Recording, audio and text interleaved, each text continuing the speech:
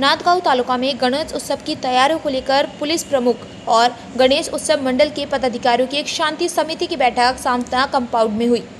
दत्ताराज छाजेड़ ने अनुरोध किया है कि मंडपों में भगवा ध्वज, छत्रपति शिवाजी महाराज और लोकमान्य तिलक की तस्वीरें लगाई जाए। पत्रकार विजय धामने ने मांग की है कि महाराष्ट्र राज्य विद्युत बोर्ड त्योहार के दौरान बिजली कटौती को रोकने के लिए एहतियात बरते। संतोष गुप्ता ने सुझाव दिया कि नगर परिषद शहर में गड्ढों की तुरंत मरम्मत करे और सड़कों पर पड़ी निर्माण सामग्री को हटाएं। बैठक में यह भी मांग की गई कि आवारा पशुओं से होने वाली जनहानि को रोकने के लिए विशेष उपाय किए जाएं।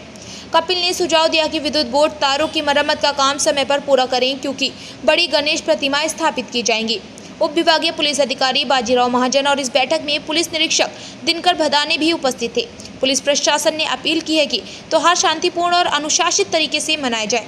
इस अवसर पर बाजीराव महाजन ने कहा कि हम सब हिंदुस्तानी हैं, त्योहार को उत्साह और सौहार्द के साथ मनाना ही सच्ची परंपरा है। नांदगांव तालुका में गणेश उत्सव की तैयारियां अब अंतिम चरण में पहुंच गई हैं और नागरिक उत्सव के लिए तैयार हैं।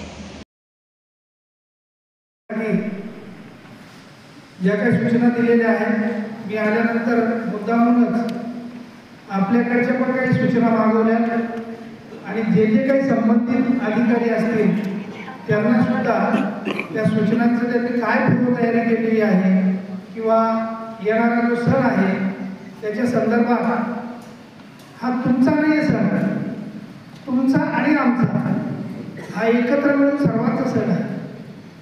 त्याच्यामुळं हा सण म्हणजे मी प्रत्येक सणाबद्दल बोलतोय, फक्त गणपतीबद्दलच नाही। गणपती असेल, ईद असेल, कालचा झालेला पोळा असेल, अजून पुढे कुठले येणारे सण असतील, ह्या 8, 10, 15 दिवसामध्ये संपूर्ण महाराष्ट्रभरामध्ये सर्वच डिपार्टमेंटवर कामाचा अतिशय मोठा ताण असणार आहे।